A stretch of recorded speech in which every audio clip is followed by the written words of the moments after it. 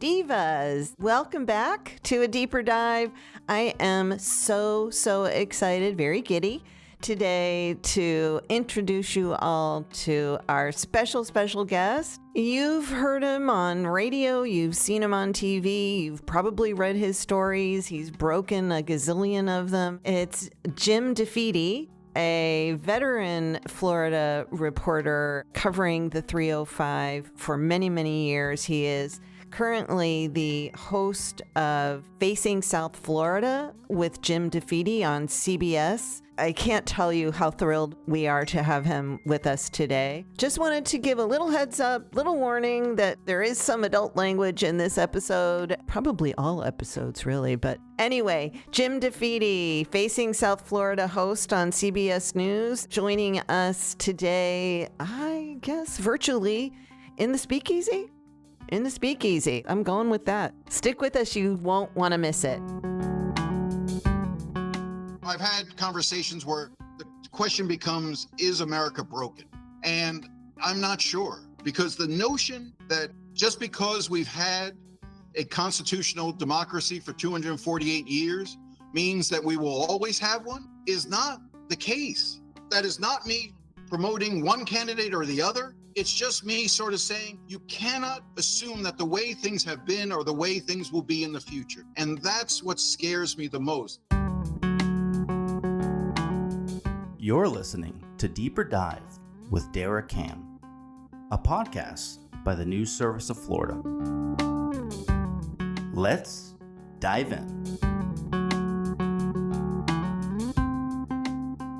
Divas, oh my goodness, I am so excited today. Last week, we had two young up-and-coming Capital TV broadcast reporters. I guess TV and broadcast. Anyway, you know who we had last week. This week, we have another one of my OGs. You guys are going to get tired of me saying it, but Jim DeFede is an institution in South Florida journalism. He has been a radio star, he's been a print journo, and he's currently the host of CBS's Facing South Florida with Jim DeFede. He has broken more stories than you all have read. Movers and shakers in the 305 are tripping over themselves to get a sit down with Jim. And right now, right up before the election, we're really lucky to have him with us on the show. So welcome to a deeper dive, Jim. Thank you, but I'm not sure. How many different ways can you start a conversation by letting people know I'm old? You had the young reporters, the young journalists on last week to contrast with this, an OG, a really old guy, and then institution. No, old gangsta, old gangsta. Institution is also the polite code for old. So let's see, we're 3 for 3. Okay. But I was having a conversation with. I'm old. I get it. I've been around a long time. I've been around as long as you have. And so whatever, I'm rubber, you're glue. And I was having a conversation with my friend last night, and we were trying to come up with a more uplifting phrase for crone, which is what someone called me the other day. So it's everything I'm saying about you, it comes from a place of respect and gratitude. Right back at you. Yeah. So we were getting ready to do the show, and we realized that we first met on the campaign trail over 2 decades ago. So welcome again. And why don't we start with you telling us about your journalism journey? Yeah. So I went to school in Colorado State University, and I had plans to be an engineer. I was going to be a civil engineer. My plan was to design bridges and buildings and all that sort of good stuff. And then at some point in college, the freshman year, I sort of drank a lot, as freshmen tend to do. And there's a requisite. And by the end of my freshman year, my advisor pulled me in and sort of said, drinking and engineering aren't a great combination. You might want to think about changing majors. And so they kicked me out of the engineering college. And they suggested something a little less difficult, where my drinking wouldn't be a problem. And so I became a political science major. They thought that the alcohol might actually work to my benefit as a poli-sci major. It's part and parcel of the process. Exactly. And so I switched and became a political science major. And then I had that life epiphany that happens when your father dies when you're 19 and you realize that, like the famous line from Animal House, fat, drunk, and stupid is no way to go through life, son. And so cleaned up a bit and started going to classes and taking it seriously. And I found that incredibly boring. And always loved the Winston Churchill line about don't let classes stand in the way of your education when you're at college. And so interned at the state capitol, did a whole bunch of other things, became student body president. What state was this? Colorado State University. Colorado. Okay. And at Colorado State University, when I was student body president, the governor of the state appointed me to the university governing board system as a student representative. So I was the student rep for the entire state in terms of their governing system. And Colorado does not have great sunshine laws. So I would go to these very big meetings where a lot of stuff would be discussed in executive session that I was allowed to participate in, but that the public didn't know. And I would, lawsuits that were being settled against professors for sexual harassment or other cuts that they were going to sort of shuffle around, and all this sort of skullduggery that the universities and the state were doing. And I would raise my objection and say, no, that is wrong. We can't do that. We can't do that. And all the governing board members, who were all high-powered people from industry across the state, would just pat me on the head and go, oh, look at the little student representative. Right. He thinks he can make a difference. After my year as student body president, the editor of the school newspaper, the incoming editor, said, you know pretty much everything that goes on at the university. Why don't you come and work for me at the school paper, the Collegian, which is an independent newspaper funded by student fees, does good journalism. And I said, well, I never took a journalism class. I never did anything in journalism. I had no intention of doing it. And so they said, well, come and, you'll help us figure out stories. And so on my last day as student body president, I packed up all of the files that I had from all those executive sessions, secret meetings that the governing board had. I put them in a box, and I went from the main floor of the student union to the basement of the student union, where this newspaper was located. And I just started reporting on and doing the very things I was railing against as student body president, but now I was writing about them in the college newspaper. And what I learned quickly was, yes, it's the college newspaper. Who reads it? Well, the Fort Collins Coloradoan, the main newspaper, the daily newspaper in Fort Collins, would read it. And then they would do the story based on what I was reporting. And then the AP would pick it up. And suddenly things that I was reporting on were in the Rocky Mountain News and the Denver Post, Colorado Springs Gazette, and across the state. And legislators are now having to react to these things. And I realized, that was the epiphany that I had. Ask Ben Sess about that. Or I can expose them and write about them. Yeah. And that set me on the course of journalism. And I'll be honest, my plan was, this was, Gary Hart. Oh, yeah. Gary Hart. Monkey business.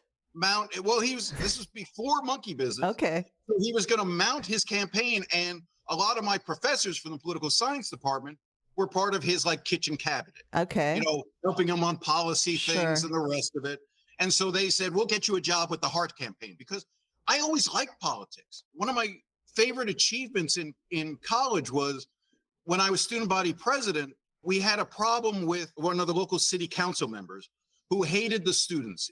Fort Collins is a town at the time, 60,000 local folks, and then 20,000 students show up, during college year. So it's a huge part of the population, but they never voted in local elections or anything like that. And this one city councilman was giving students just a hard time, the fraternities, which I hated, but they were giving the fraternities a hard time and off student housing a hard time. And I went and tried to meet with this guy, and he said, you mean nothing. The students mean nothing. The locals will be here long after you're gone. And I said, that's a bad way to approach it. And so I ended up finding a candidate to run against him. It was the head of Chicano Services, Larry Estrada. And we approached him and said, why don't you run for city council? Fort Collins had never had an Hispanic There's a large Hispanic community there, though, right? There is, but never been mobilized. Right. And so anyway, I realize I'm prattling on, but we ran that campaign and got Larry Estrada elected, took out that city council member. And then from then on, the city council was cool towards students because we said we can register students and vote en masse against you. So my plan was to do that more, go into organizing, go into politics. But I caught the journalism bug that 1 year at the Collegian. And I applied to newspapers across the Northwest because I liked living in the Northwest at the time. I grew up in Brooklyn, but I liked living out West. And I got so many rejection letters. Briefly, I'll tell you my favorite rejection letter. This is decades later. It will always hold a place in my heart. After getting rejection letter after rejection letter after rejection letter, these basic envelopes, thank you, we have nothing for you at this, this. Right. The Missoulian in Missoula, Montana sent me a big packet. And I thought, oh my God, this is probably a contract and housing details. It was my clips and letter put into an envelope and mailed back to me with a note that says, we do not accept unsolicited applications. They wouldn't even throw my clips and resume in their trash. They spent the money to send it back to me and say, that was nice of them. That was nice of them. This was back in the day when we actually did have paper versions of our stories that we would clip out of newspapers. Yeah. I got a job in Spokane, Washington as a night cops reporter. I lived in Spokane for 5.5 years, as they always say, great place to raise a family. Did all the serial killers. Spokane is great for serial killers. Covered Green River, covered the Shado Park, cases. All these crazy cases. You had the neo-Nazis, the Aryan Nation in North Idaho. That was fun to cover. But I wanted to get out of Spokane, and my plan was go work for a daily newspaper. And so I said, I just don't want to go anywhere hot. And I get recruited by the New Times weekly newspaper chain, whose two main papers are in Miami and Phoenix. Right. And I've always said, I'm not a religious person, but I've always said, if you want to hear God laugh, make a plan. Right. So as soon as I said I didn't want to go anywhere hot. So I said, okay. So I took the job in Miami, and I thought I'll work for a year or two at Miami New Times. The Miami Herald will recognize my brilliance, hire me right away. I'll do a couple of years at the Miami New Times or at Miami Herald. I'll then move to the Washington Post for a short stint, and then end up at the New York Times, where I will finish my illustrious career as a senior political correspondent for the New York Times. Well, again, I got to Miami, and just like I caught the journalism bug in college, Miami gets on edge. And there was just something special about this place. And here I am 33 years later. And still find Miami the most interesting, exciting, screwed up. Can we curse on this? Yes, absolutely. 100%. Most fucked up place anywhere. There's always going to be a Miami connection to any story that's out there. And finding it is always the best. And here we are, and I'm still covering politics and still love all the crazy politicians, and it's just great. And so you have barely asked one question. I've already taken up 15 minutes of your time, and that's the way I'll try to be better in the future. You're great. This is why you're here. And Miami is intoxicating. My dad went to Beach High. I grew up in Hollywood, so I spent a lot of time down in Miami when I was growing up. My aunt still lives in the Gables. So I haven't been down there since before COVID. I need to get down there, but it is a place like no other. And you are, it's the pulse. It's so interesting because it is such a contrast to Tallahassee. And yet Tallahassee is the capital state. We're going to jump around a little bit, listeners. So just divas, stick with us, because I was going to get to this. Weave. Dara, it's called the weave. That's right. That's what we're doing now. We're weaving. I was going to get to this a little later in the show, but you've got now an incoming House Speaker. Again, it's been a while since we've had a speaker from Miami, but Danny Perez from Miami. What are your thoughts about what that might mean in terms of the 305? Obviously, whenever you have a speaker coming in, the assumption is that the local community will do well in terms of financial assistance, that projects that are out there will see some sort of benefit. So I'm still waiting to see, and I haven't had a chance to really sit down. Danny's been very gracious over the years of coming on my show. Mm-hmm. He is a Republican. He came on my show too. Yeah, we had him here. He's not afraid to sit down, have a discussion. I always appreciate that about him. Yeah. And so we haven't had yet the discussion. It'll right after the election, where I really want to take a deep dive in with him about what his legislative priorities will be for his 2 years. And really, when you get down to it, it's 1 year, because by the time you're in the final session, you know, they're already looking at the next speaker coming in and all the clout that he has. So I'm sort of curious as to some of the things. I think he's going to have to do. I think condo reform is not over. I think that's going to be a big topic on their plate. Again, insurance. I don't know what performative acts that they can do with regard to the insurance industry. You know, so we'll have to sort of see those issues. I don't know, you know, if you think back to Oliva, he really wanted to do a lot with healthcare and trying to play in that world. Yeah. Marco Rubio, when he was speaker, those are our last two House speakers from the 305. And so Marco had, I mean, you go back and I'm trying to remember from Marco's tenure. I don't know. He had those 100 big ideas. Remember that book? He had the 100. It's a very thin book with 100 ideas. Yeah. That's all I remember. All I remember from Marco's tenure as speaker was the book of 100 ideas and him like dancing his ass off at there used to be a Black Caucus, Hispanic Caucus would do a dance together at the Moon the last week of session. And his wife, Jeanette, was pregnant, like 9 months pregnant. And he was dancing fool and, you know, under the disco ball at the Moon. And that's like, those are the two things I remember from Marco Rubio as speaker. My big memory of Marco Now Rubio he'll never come on the show. Well, my big memory he was he could cut a rug though. He was a really great dancer. Well, my big memory from Marco's tenure as speaker is two things. One, the heavy subject is he did some horse trading on something he wanted and got rid of the district cost differential, which for years Miami-Dade and some of the more urban counties like Miami-Dade and Broward received more education funding because they knew that a teacher living in Miami has a higher cost of living than a teacher living in other parts of the state. And there was always that factored in, the district cost differential, which would help Miami-Dade recruit teachers and do those sorts of things. And he bargained that away for some other priority that he had. Okay. Non-education related. And then the other thing I remember about Marco's tenure as speaker was how new he was to the whole idea of politics. And at the time, I also had a radio show, and Marco was a regular guest on my radio show.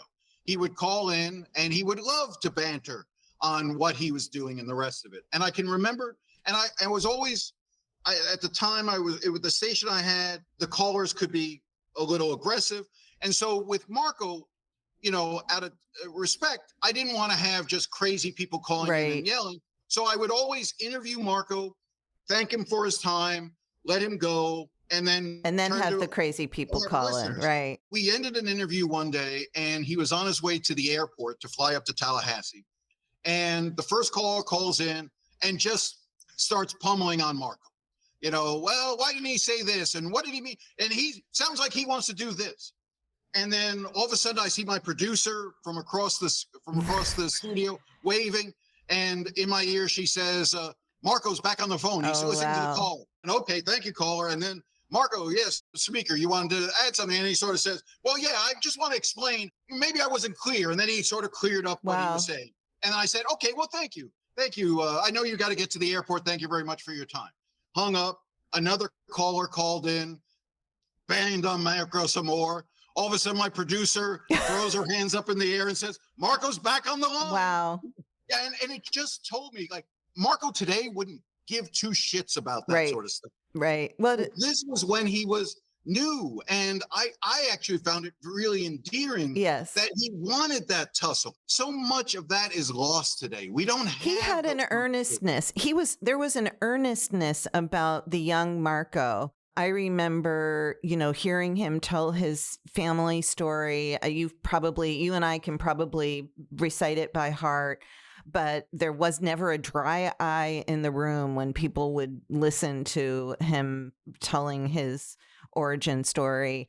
And he engaged with us, and he was earnest, I think is a good way of putting it. I interrupted you when you got to the part about how it's a different kind of political environment that we live in now. I wanted to let you go ahead and follow through on that thought. That's exactly it.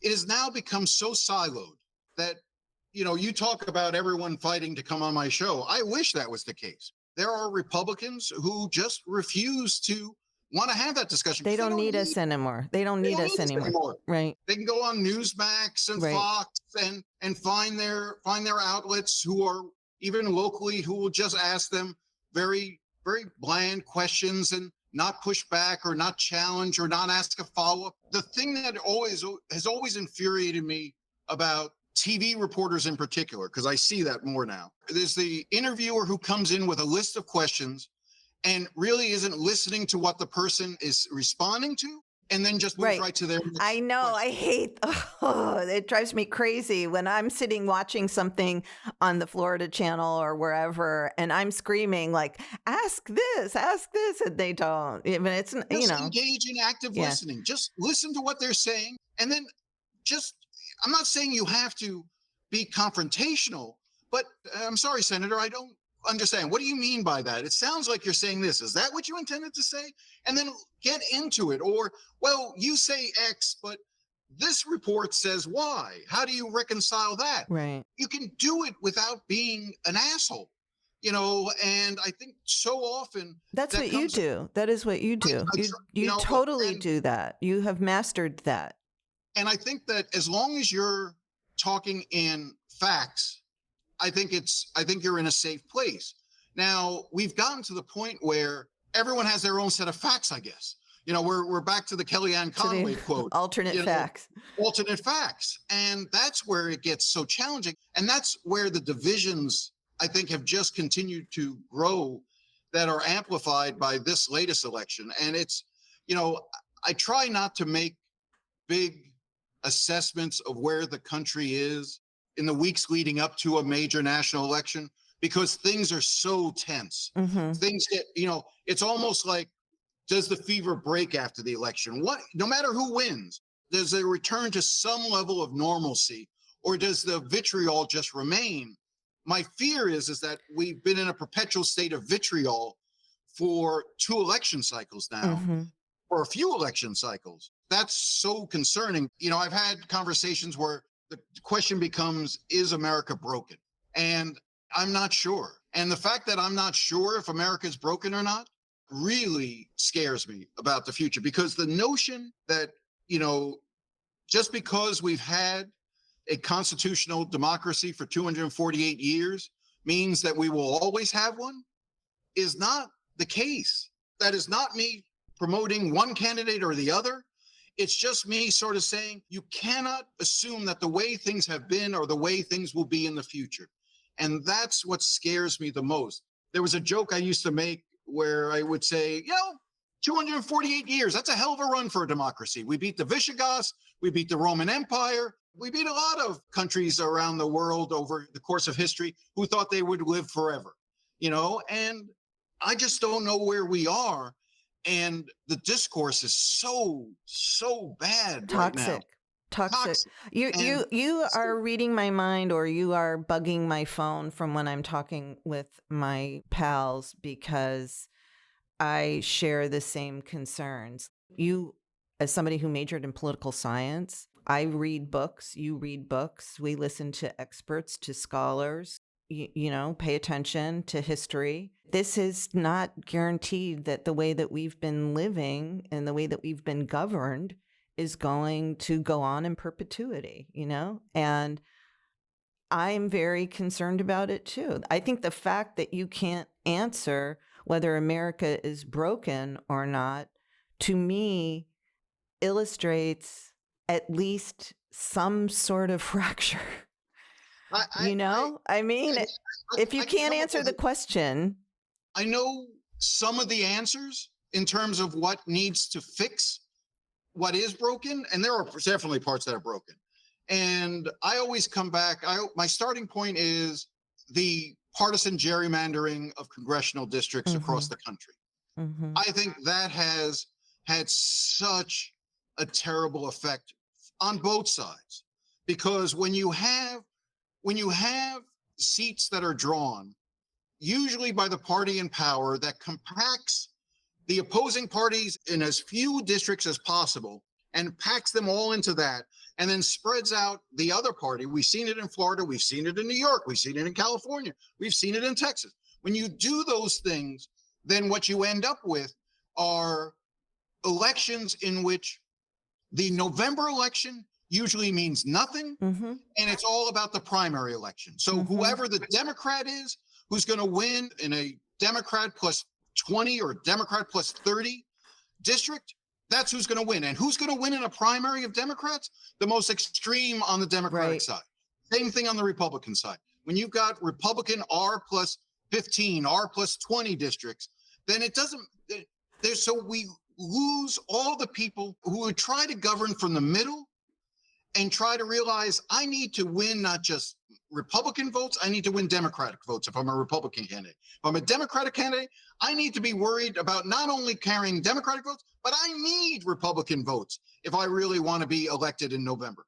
The November elections, is there a congressional race in the state of Florida that anybody doesn't already know the outcome of? I think there is one. I think it's the Anna Maria Luna race in Pinellas County. I think that Whitney Fox has a genuine chance.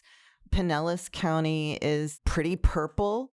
It is, I think, one of the last purple districts in Florida, or one of the only. That is one race that I think could swing.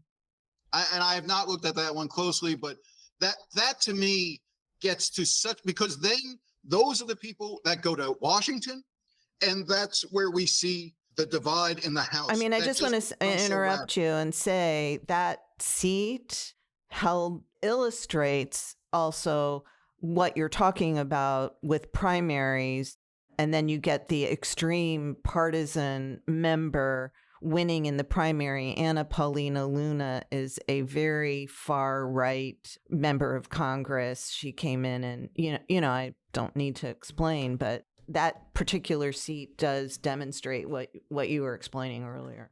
If you think about, for the proof of it is, look at Senate races. You know, you can win a primary if you're a Republican or a Democrat in a state by being extreme. But when you get to the general election, you're going to get hit hard for that. And we've seen candidates who are extreme on both the right and the left then go into a general election in the Senate race and lose. And it's that sort of thing that I think is the first thing that is what's broken about Congress. And because those become the loudest voices. It used to just sort of be you have to filter out the loudest voices because they're few. The loudest voices are now dominant. And that's a problem. But I think also the loudest voices are prominent, and you've also entered into an era where it is verboten to reach compromise and work with people on the other side, which used to be like, okay, well, that was something you valued in a candidate or in an elected official, and now you don't play that way anymore. Yeah. No, absolutely. I'm sorry, I didn't mean to go down the democracy is at risk. I mean, the other thing, I mean, just, the books I've been reading, like I've been reading a lot, which is not healthy, I don't think. How Democracies Die. I read that. That book, that's an amazing book. It's a great book. The notion that people tend to think of democracies failing through some sort of military action, some sort of violent overthrow. That's not the way democracies die today. They die. We saw it in Venezuela. When Maduro was elected, or Hugo Chavez rather, when Chavez was elected, he came in, as a voice of the people, and then grabbed all the power, sated all the power, and took control. We've seen it. We saw it in India with Modi to some extent, although they were able to push back the round of elections. We see it, Erdogan in Turkey, Duterte Yeah. I mean, just go around the world, and this is the recipe that you sort of see, and that's what gets scary, because when you have somebody strong who controls all the levers of government, and there's no one to push back on. And I'm not comparing what I'm referring to in those other countries to what's happening here in the state of Florida, but I've talked to Republicans who are deeply upset by what they see the governor doing this round of the election, of using tens of millions of taxpayers' dollars to tell people how to vote, using government agencies. I'll use the word weaponizing the Department of Health, Department of Children and Families, the Department of Transportation, the Florida Highway Patrol. Go down the list. Department of Juvenile Justice. Department of Juvenile Justice, to try to affect and alter the results of an election. The Republicans I talk to are outraged by this. Yeah. And I say, what are you going to do? Nothing. Most of them won't even say that out loud, though, Jim. Well, they won't say it on the record. Well, that's what I mean. They won't say it. I mean, that's what I mean. They'll say it, Joe Gruters, bless his heart, is out there saying this is, we need some accountability and the legislature is going to need to take a look at this. But the Democrats obviously feel free to criticize that. But he is using the levers of government in ways that that are unprecedented. And, I was thinking about this the other day, that he really has pushed his executive power to the edges for several years now. He's been kind of unabashed about using that executive power. And I think this is, I know this is the first time we've ever seen anything like it on the amendment side. But you just wonder, and this is a question I was going to ask you, like what the outcome, if he does, first of all, like 60% high threshold for amendments to pass in Florida, especially when we are so tribal and so let me just, before you finish your thought, let me just sort of throw this fact in, which I keep trying to remind people. 10 states have abortion on the ballot this year. Yes. 10 states. 8 of them have a 50% threshold. One state, Colorado, has a 55% threshold. Florida is the outlier with 60% threshold. Anyway, continue your thought. Florida amendment goes down. Governor DeSantis can go around the country and say, I'm the only Republican governor who was able to defeat one of these measures. People aren't going to care about whether it was 60% or 50% or 55%. He is going to use that as he campaigns for president again. Am I right or am I wrong? I think, he's definitely going to run for president again. And the other thing that's going to happen is you can expect him to push the legislature to do one of two things. Either they pass it in the House, I think it was either last year or the year before, to make it 2/3, not 60%, make it to 66.67. Or they can do a different thing, which is instead of collecting 1 million signatures, collect 2 million signatures. They can do that. And really make it, and try to continue to make it virtually impossible to put anything on the ballot unless the legislature decides to put it on. $150 million on Amendment 3, the recreational marijuana, $150 million. So only corporate special interests will be able to get constitutional amendments on the ballot in the future. So who's next likely to do something like that? The gaming industry? They could.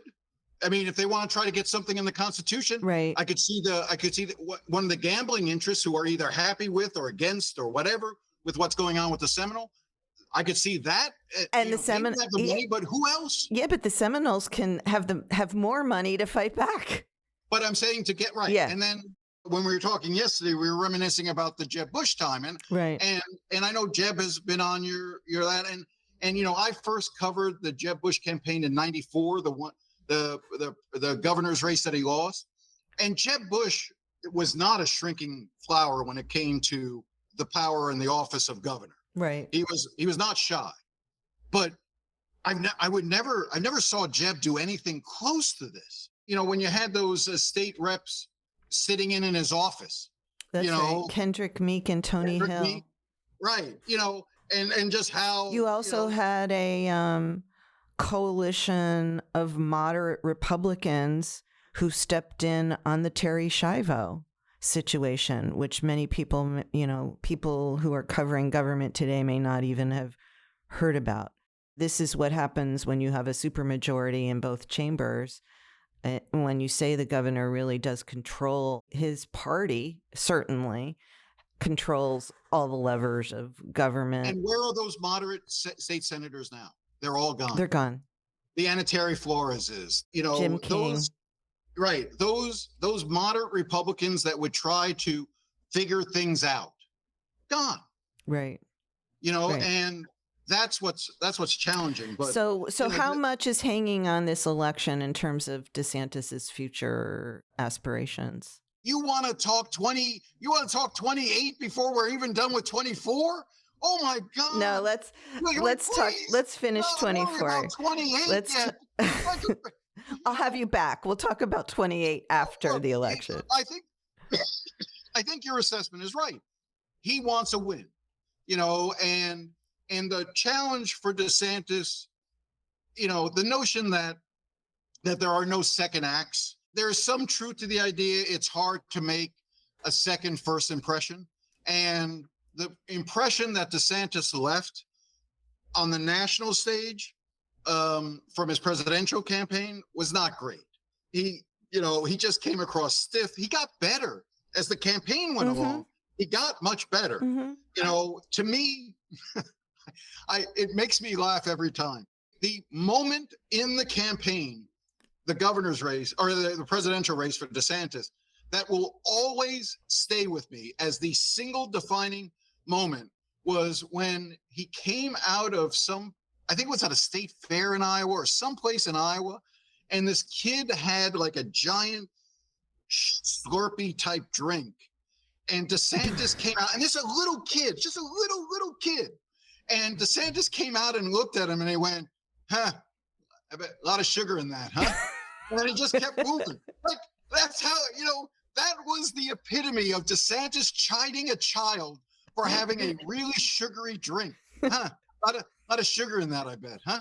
And then he just moved down the line. That was the classic. He is not a retail politician. I mean, that is not his strong suit. So, but depending on how this election goes, now, I don't know. So we can play out both scenarios, because there will be a presidential race in 28. Either Donald Trump will be finishing his second term or Kamala Harris will be running for re-election. So 28 will be a pivotal moment.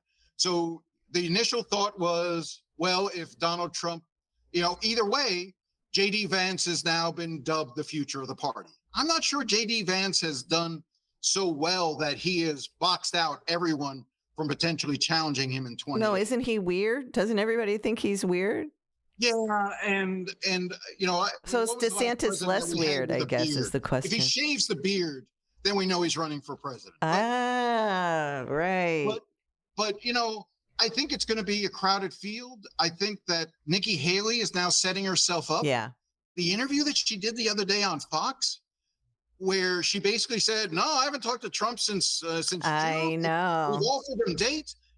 That to me is her saying, "Don't blame me if this goes bad. Yeah, I offered to help."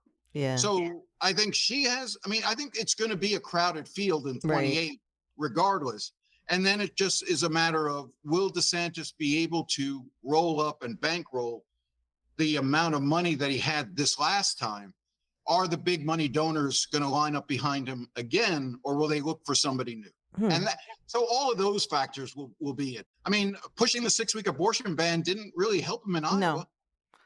No, I don't think it. I think by the time 28 rolls around, Jim, if this abortion ban is intact over the next 4 years, I think it's going to bode ill for DeSantis, because I think we'll see a lot more horror stories. Yes. Thank you for helping me out there. I kind of had a sense you were about to say something. I'm trying not to editorialize too much because I still am a reporter, but it gets hard. It's hard. well, let's go back to retail politics for a second and just sort of have that, because I did want to reminisce a little bit, Good. about the Jeb, to me, so. Let me start by telling you that when Jeb was on the show, I worked for the Palm Beach Post at the time he was governor, and he called us the Palm Beach Pravda. And we were joking about it when he was on the show, and he said that was like, he called us worse things than that, but that was what we thought we were called. So I get to Miami in 91, end of 91. And so I'm reporting for Miami News Times, which again, it's an alternative paper, whether it's like the Village Voice or LA Weekly or, any of those sort of papers that you might know from around the country. And so it's edgy. Let's polite euphemism would be edgy. Yeah. And so in 94, I got a press release from Jeb. He was going to do one of his Winnebago tours. I think they did 8 cities maybe over 9 days. And the idea would be like they would start in Fort Myers, and then the next stop might be, some other city, like let's say Ocala, for instance. And so like maybe a reporter would get on in Fort Myers and then would be on the Winnebago for one leg, do a little interview with Jeb, get off, see the campaign, and then would exit the thing. And then another reporter or two would get on and take it from Ocala to St. Pete or whatever it would be. And you would jump on for legs.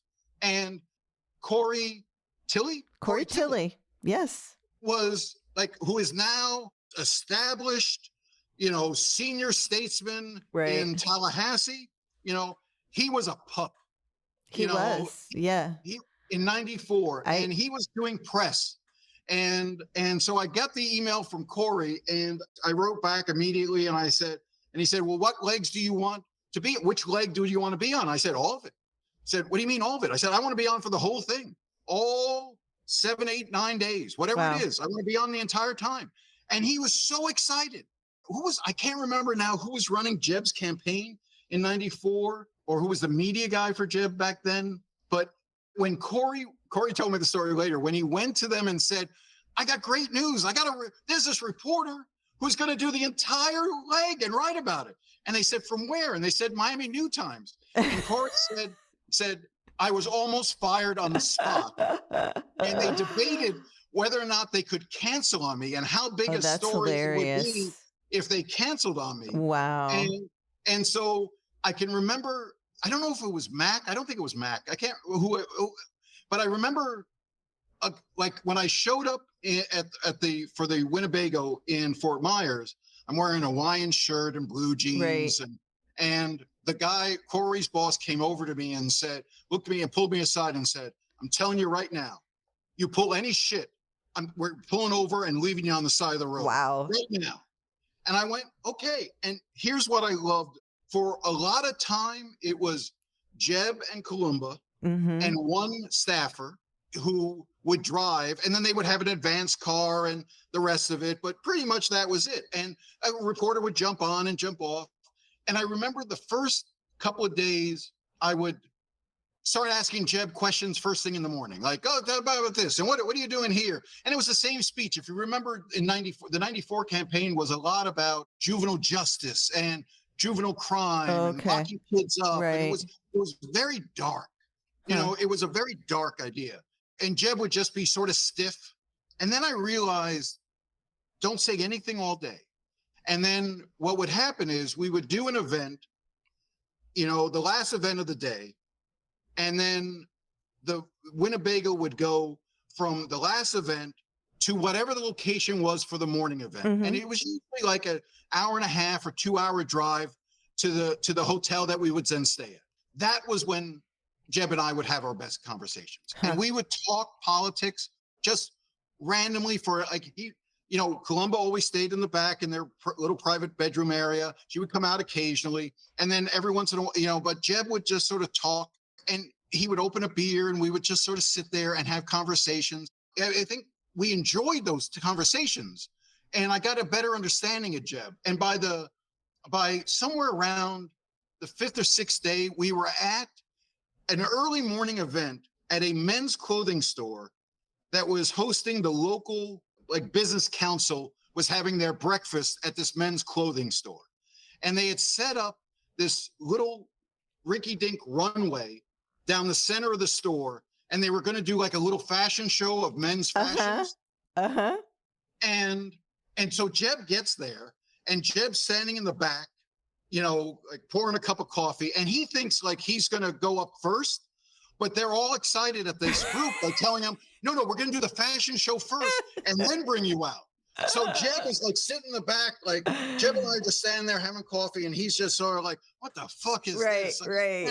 What is this? I mean, and he's looking to smack some, his staff is running around because they're in panic mode now. Right. And I can tell Jeb is getting like agitated. concerned. Right. Like, and so I don't know why, but I felt the need to break the tension. I said, Jeb, how much would you give me if I go around to the backstage area, jump up on this thing, and do a walk up and down the thing because I was wearing Hawaiian shirts all through that time. And he said, I'll give you $25. And I said, look, 2 times did not pay that well. So I said, done.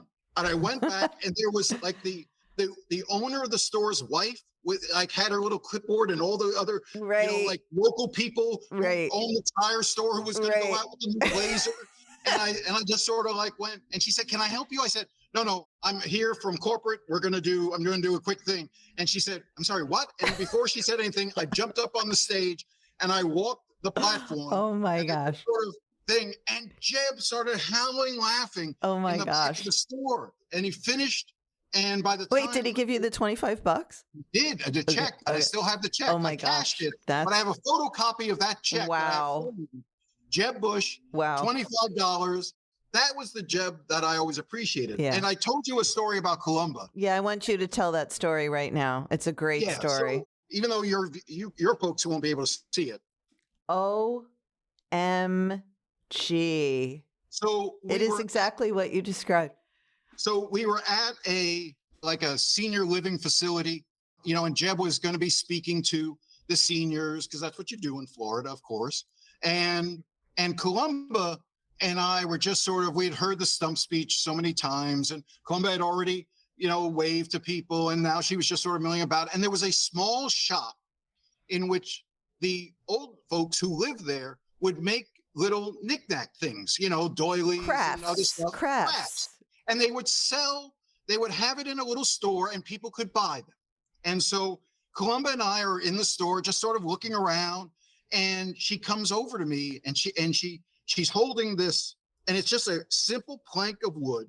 It's got an acorn, a peanut, a cashew, an almond, and all of them have little eyes, glued onto them. The peanut has a top hat, on this wooden board. It's about 6 inches long, and across the bottom is written, "Sometimes I think we're all nuts." It's hysterical. It's very adorable. It's adorable. And it's perfect kitsch. It's kitsch. And she like in a conspiratorial whisper, she's holding this thing, and she says, "This is us, isn't it? I think this is us. Sometimes I think we're all nuts. We're doing this." Right. And I said, yes. And unbeknownst to me, she bought it and gave it to me. Wow. In Winnebago. And it has always endeared me to Columba, who never wanted to be a political wife. No. She married a kid from high school, who was down there in Mexico at a class studying English or teaching English and all the rest of it. A real love story. And so rarely you don't hear, as you and I those days talking, are gone. Well, you also don't hear Columba stories. You don't. That's what I was saying, was like, I really want you to share that, because she was so in the background and so, shy with the media, and was not, even as First Lady. I remember I was talking to these young guys last week about going to mansion events. We used to do that when Jeb, was governor. And we did it all the way through when until DeSantis was governor. And she was just very, she was not out in front. I really wanted you to share that story, because not many people have a Columba story. And to your larger point, so that was 94. So you would drive, literally, I can remember there was one time, wasn't there a photographer for the Palm Beach Post. Well, this was 94, so it was before you were there. Yeah. There was a photographer named Kennedy. I can't remember if it was John Kennedy or... John Kennedy used to work he was a writer. No, this was a different Kennedy. And oh, no, I don't know. He was a photographer, because I remember one late night, like we almost went into a ditch. Like the kid, I think the kid was tired driving. Right. And like we had to do like a little swerve on the shoulder. And like, in a Winnebago, you swing back and forth. And you're all sort of like going back and forth. Right. And I just sort of said, I think it was a Kennedy name, like Ted Kennedy or no, what was the senator who died? Who was still alive in the 90s? Ted Kennedy. That was Ted Kennedy. Yeah. So I made the joke. I said, can you imagine the confused, night editor at the New York Times or the Washington Post if we had gotten into an accident, we were all dead, and they released the names. Right. Jeb Bush, Ted Kennedy. Right. Right. It's just sort of like, that's going to be a very confusing editor. And Jeb's just sort of laughing. Jeb has a sense of humor. That's what people don't understand. I did something similar, and then I want to, before we wrap up, I want to talk about politics in the 305. But I did something similar with Governor Scott on his Senate, now U.S. Senator Scott, in his first campaign for governor in Florida. I was on the bus with him for a week, and we spent a lot of time off the record. There were other reporters coming and going. No one was there for the whole time but me. And we bonded over substance abuse, family members and substance abuse issues. And, he never forgot that. And I saw a side of him that to now, lots of other people never experienced. Before we go to the 305, let me just put a button on it. And do you do links on your podcast? No, but I can put it on socials. I can put the links in. Well, what I was going to say is, so I wrote a story that trip, with your New Time story.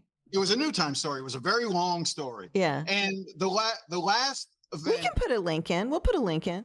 I'll find it and send it to you. The last stop of the event was a fundraiser, like a big high dollar donor fundraiser in Palm Beach. And the Winnebago left, and one of the staffers, because I had no car. I mean, I took a bus over to Fort Myers and then got on the Winnebago. And so one of the staffers says, and this is before cell phones and all too, right? Oh yeah, no. So one of the staffers says, I can run you down to Miami. And Jeb literally said, no, it's okay. We'll take him. And so after the event at in Palm Beach, we pile into an SUV, Columba, Jeb and I, with one of the driver, with the driver driving, and we're driving back, and it's late at night, and I lived in North Bay Village at the time, and so you get off at 79th Street and drive through the heart of a really, really bad neighborhood. Like it's right. Awful. And on the corner was this guy completely drunk and crazy and just sort of screaming. And Jeb looked at him and just pointed and said, man, this guy is really fucked up. And that's the kicker for my story, is Jeb saying that. They loved the story because I captured what Jeb was saying. In the way I wrote it, I said, this is kind of a dark message. That was the message they wanted. Right. That was the law and order message that they were hitting hard. So they sent the story out and just literally took an X-Acto knife and just cut out that last line where he used profanity and just removed that. Oh, that's hilarious. Oh, that's funny. I'll send you the unedited version. It was great. Anyway, so go ahead. No, that's great. Thank you for sharing those reminiscences with me. And we could go on. I know, me too, because you lose that. We have such a pugilistic governor now and such a contentious relationship. It's just, it makes it hard for us to do our jobs. Nobody cares about whether it's hard for us to do our jobs, but I like to think it doesn't hurt to be nice to each other. So that's my thought on that. Miami, the 305 is a hotbed of craziness. You've got corruption, you've got indictments, it's always something with Miami. What's going on down there right now? And what are you flagging for us? I was following the Diaz, I've known Diaz de la Portilla for Alex first for probably almost 30 years, right? So following that very closely, give us a little taste of what's going on down there. So first, you're absolutely right. And when I go and speak to groups, they always try to suck me into giving who I'm voting for and that sort of thing. And I always have a standard line when it comes to Miami, which is, I think people should vote what is in their personal best interest. I understand you can vote for lots of reasons, but I understand that you start probably with a place like, what will be best for me? And so with that in mind, I explain that I always vote for the crook, and I always vote for the person, and I always vote to raise taxes and bonds and all of that, because I figure if we have more money in the system, more crooks governing it, then they will steal it. And for me, as a reporter, an investigative reporter, that benefits me because it's job security, because I know that there is always going to be something for me to cover.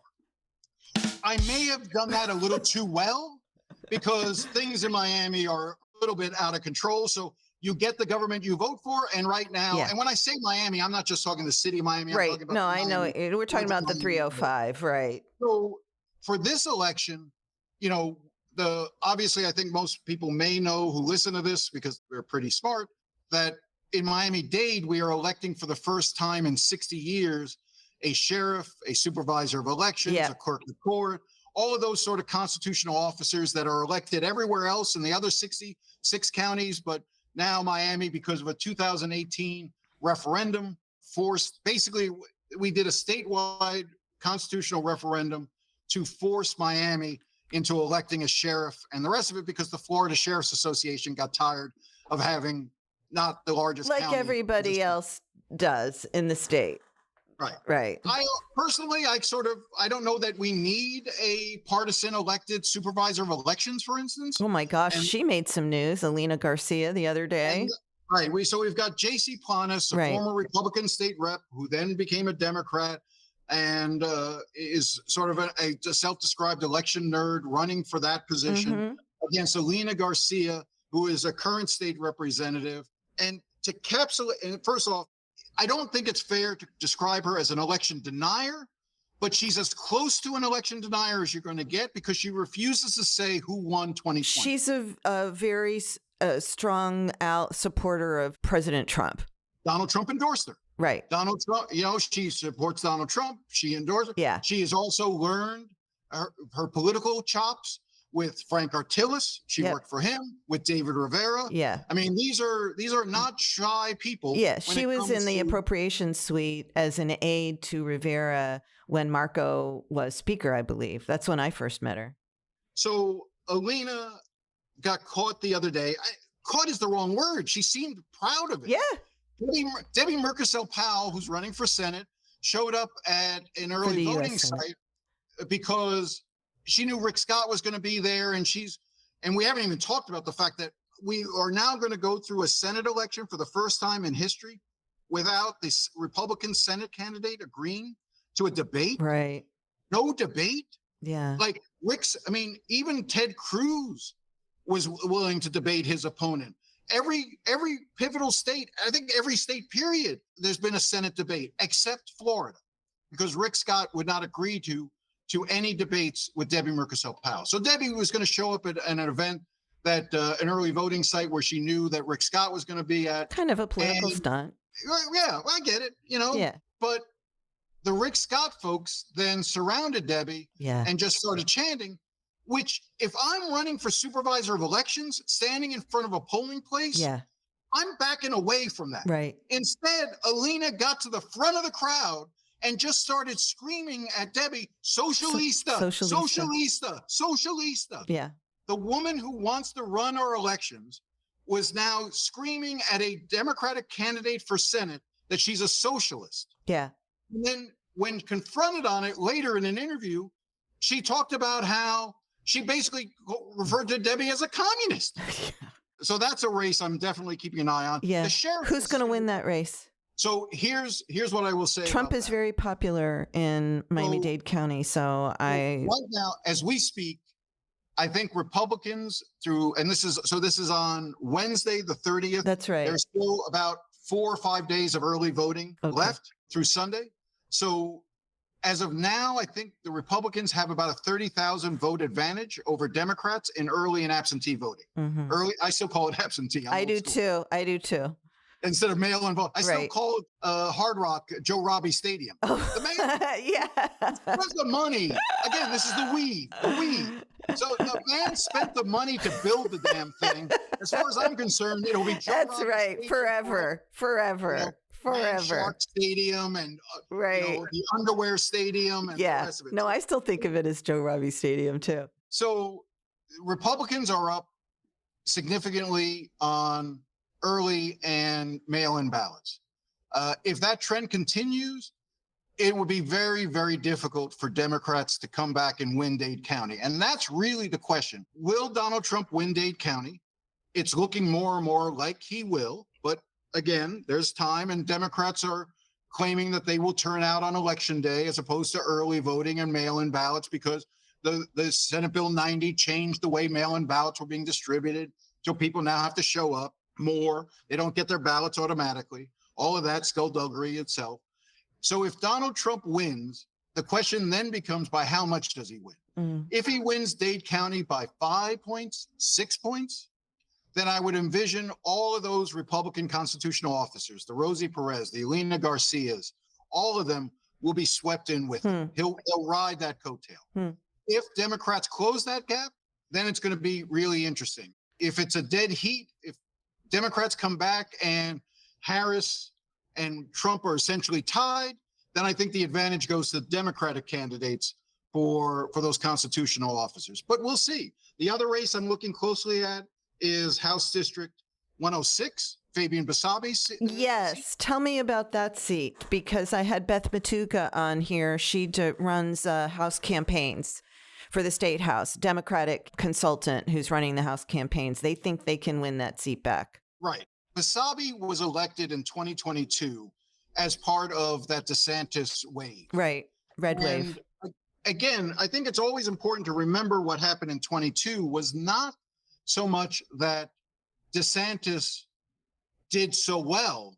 It's that Democrats just stayed home. Yep. They did not turn out. So for instance, even though there were a million, so between 2018 and 2022, Miami-Dade, for instance, the state of Florida added like 1 million people to the rolls. So you would expect a higher turnout total vote in the governor's race.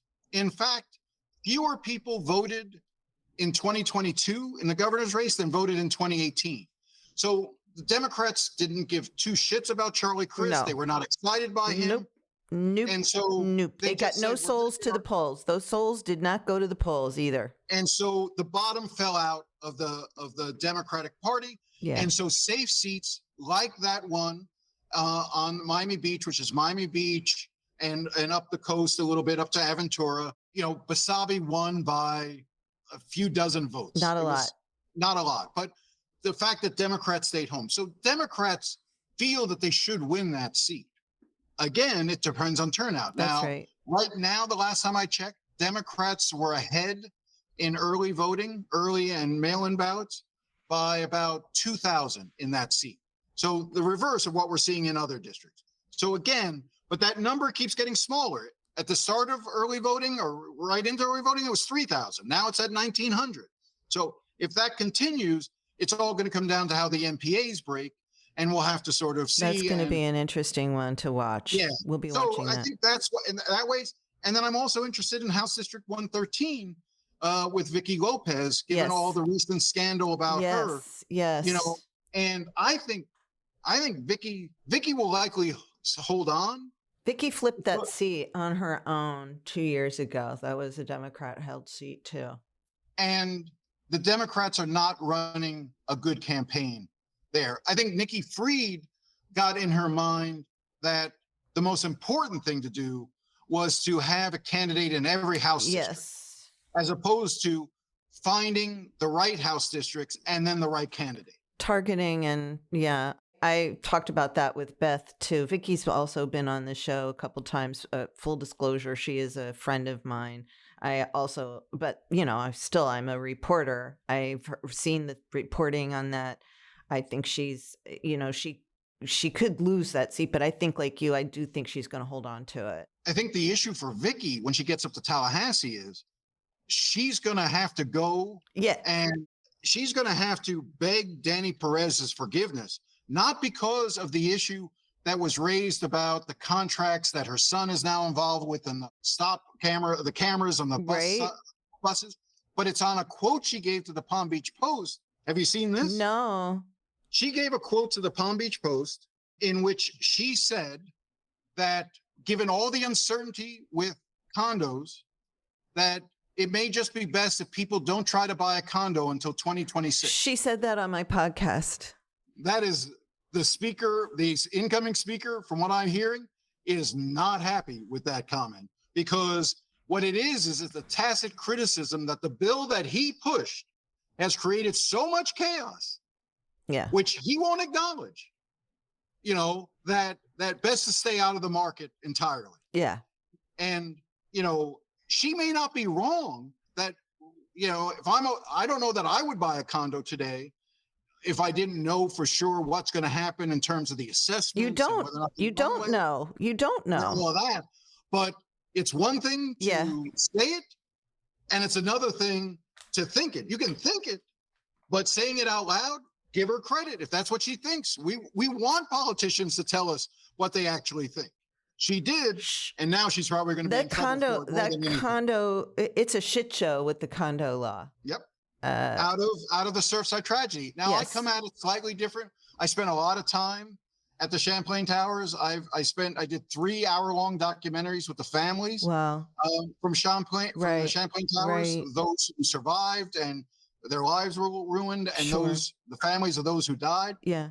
I get it.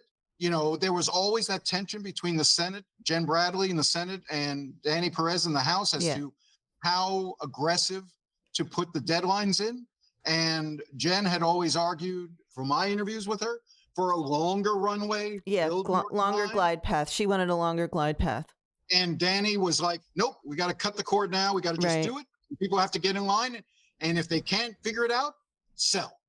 And that's the other story that you're going to start seeing is all the vultures, developers who are going to come in and try to buy some of these condos, especially waterfront ones, and basically force tenants out or force owners out and then tear it down and build something luxury that those folks who are being forced out won't be able to afford.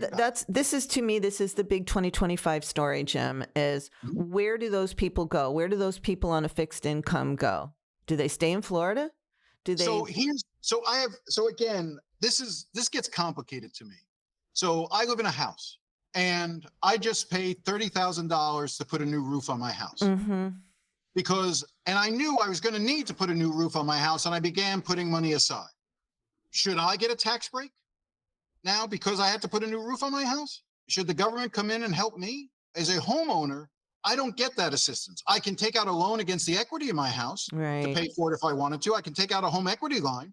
And for those seniors, when I hear the story and I think the media has done a terrible job of covering this, because we love the story of the woman saying, I live on a fixed income. I only make this much money.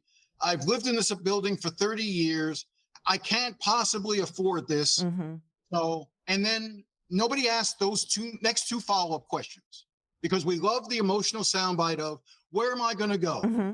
Next two questions to that resident should be, one, have you been paying into a reserve fund? Because you're supposed to. Were you on the board and just voting every time to keep the fees as low as possible so that you kick the can down the road? Well, guess what? The can's here. That's personal responsibility, isn't it? And the second question that needs to be asked is, if you've lived there for 30 years, you must own it outright. Right. which means you've got tremendous equity in that piece of property. Now, if the state wants to try to create like an encouraging and banks and working with things, if I bought a unit 25 years ago for $100,000, and with the way property values have gone up, it's now worth $800,000. That's true. Then, yes, I may be living on a fixed income, but can I borrow for the $75,000 assessment that suddenly come due? Can I find a way to get that out of that? And again, I ain't a business guy, but it seems to me that there needs to be a level of accountability. Nobody's helping me put the new roof on my house, right? Or the new air conditioner that I need to buy that's going to cost me $9,000, right? Or any of the other things that I have to fix in my house.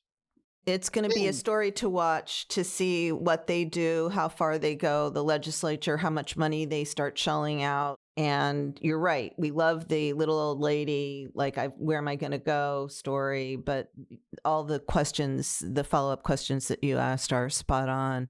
Anything else that we need to know about from down there?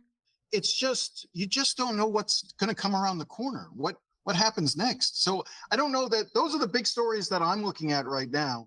I'm trying to think. I'm sure as soon as we get off this, I'll think of 9 things. Well, we'll have you back. You promised to come back, right? Absolutely. Yeah. All right. Well, before we say goodbye, 2 questions. Daylight savings time, yay or nay?